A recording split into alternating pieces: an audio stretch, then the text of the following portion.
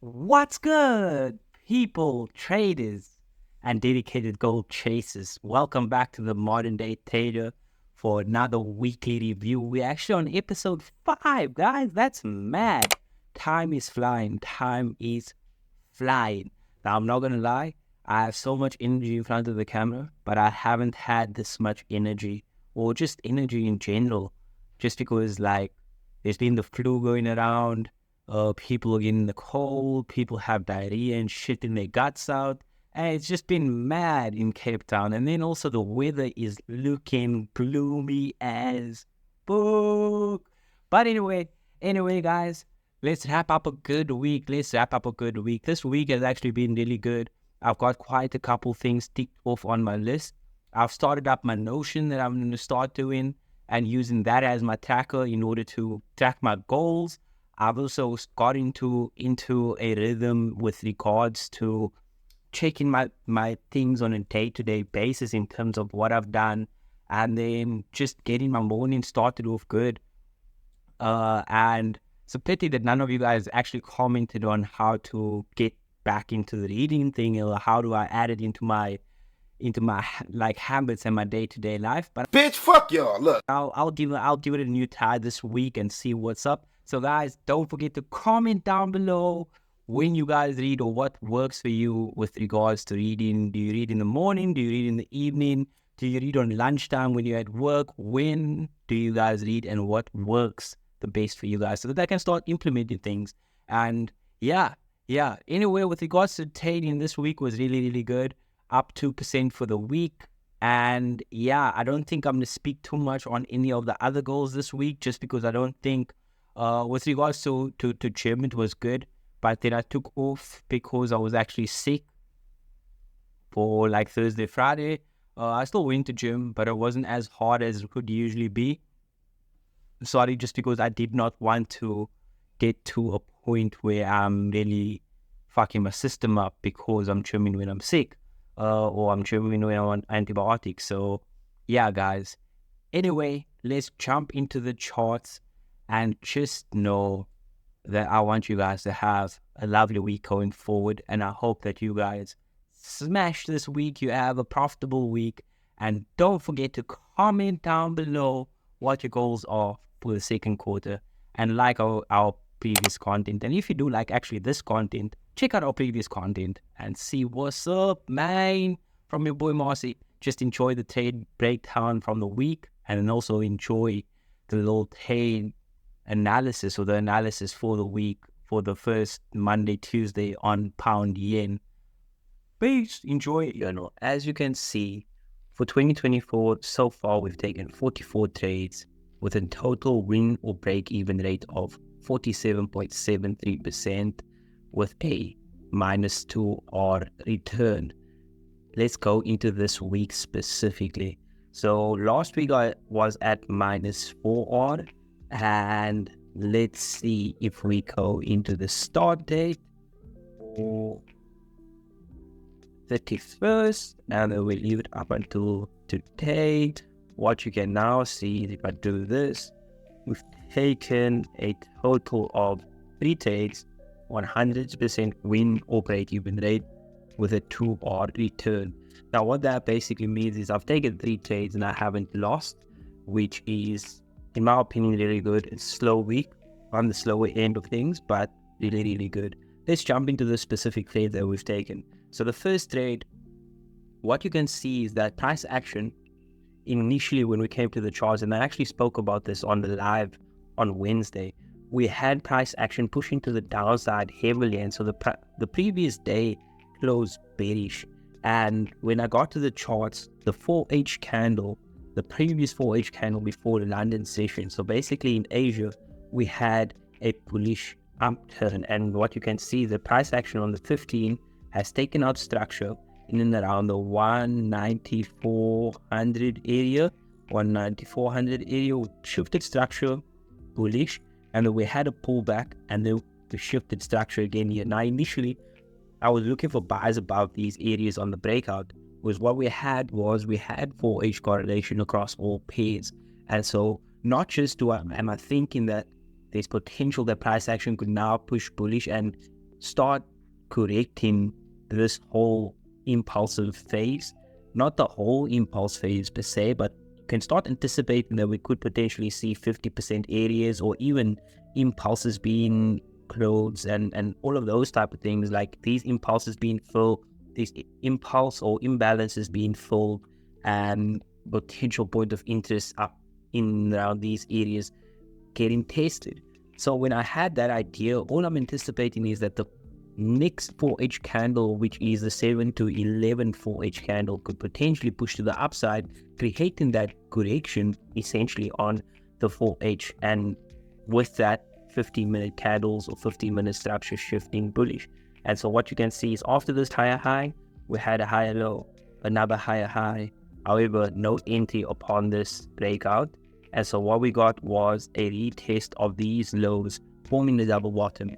And all I did was I anticipated that once we had this 15-minute bullish close, we also had 1 minute shift of structure. And on the 1 minute shift of structure, once we got the pullback, I entered. And because this trade meets my rules for 1-to-1, we took a 1-to-1, and the rest is history. Bob's your uncle, mate. And that's that. So what you can see that we formed an area in the market where we failed to break above for some time. And upon breaking above that area with momentum and with volume, and you correlate that with the time that price action broke out of that area, what you can anticipate is that once price action do break out to the upside, you could potentially see price action pushing with high volume and high momentum. And what you see is that we got that push. London volume and the London Open gave us that initial push to the upside.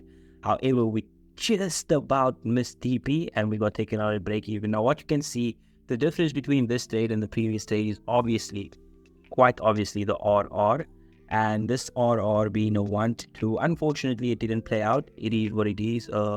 No win, no loss, just a simple break even.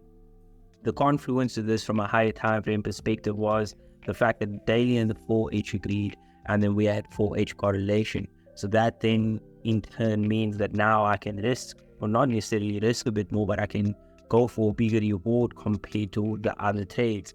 And simple breakout and in anticipation of a continuation of the move to the upside. It's just unfortunate that we missed it by a couple of pips, and yeah, couple points off, and it is what it is. Step away from the market, and if another trade aligns, take another trade. If it doesn't, then oh well, so well, it is what it is. Jumping into the next trade, what you can now see is the exact same time that we got taken out at break even in and around these areas, we have a double bottom being formed, or what you could call this is a pullback into the point of interest. And when that occurred, we had a bullish engulfing, which basically means, if you guys don't understand what a bullish engulfing means and why most people enter from bullish engulfing regardless of what time frame you enter from, the reason why people say enter from bullish engulfing, that means that the lower time frames has now shifted structure in the direction that you want it to be in. So when you see this bullish engulfing candle taking out this highs here, and then you can also call it a morning star, I think that's what it's called. I don't necessarily enter from those things. What that in turn means, and you can see that here I have a mark saying BOS, and ultimately that's the break of structure on the 1 minute time frame. And with the break of structure to the upside, what you can start anticipating is that because the higher time frame and the intraday time frames are bullish overall, and you can see that in and around these areas here we held structure, and now we're coming back into structure and bouncing off from structure. When we get the shift of structure on the lower time frame, you can start anticipating that price action is now going to continue making these higher highs and higher lows. And ultimately what you can see is that out of this point of interest, price action really just took off and it shot to the upside. Now unfortunately for me, well, I guess it depends on how you're going to look at it. It could be fortunately that I made profits, and because then this could have possibly taken me out at break even. So that's fortunate, but unfortunately I didn't capitalize on all of this. But that's just part of the game. There's no capitalizing on every single big move. It's just about taking the trades as it plays out and allowing your strategy to play out, and over time adjusting for what the markets are doing in the current moment. And so if you're just taking a look at this, we can see that we got a 1R, a break even, and then a 1R, and all of these were continuation trades. We had 2 bounces. So this is the first time in such a long time where I had 2 double bottoms playing out in 1 week, and we only took 1 15-minute breakout. And as you guys can see that, as I mentioned before in my videos, that I will be taking less trades. Previously, I would have probably taken 10 trades in this week. And now you can only see that there's 3 trades taken this week. And the reason for that is the adjustments to my plan. So let's jump into the equity curve. So what you can see from the equity curve is that there's a clean equity curve so far, clean movement for the week, 66% win rate, 33% break even, obviously 3 trades, 1 break even, and it's just looking clean. Mostly longs for the week, and that's understandable based on the higher time frame looking at longs. Yeah, that's about it. Let me zoom out for you guys from a second quarter perspective. It's really just those 3 trades so far.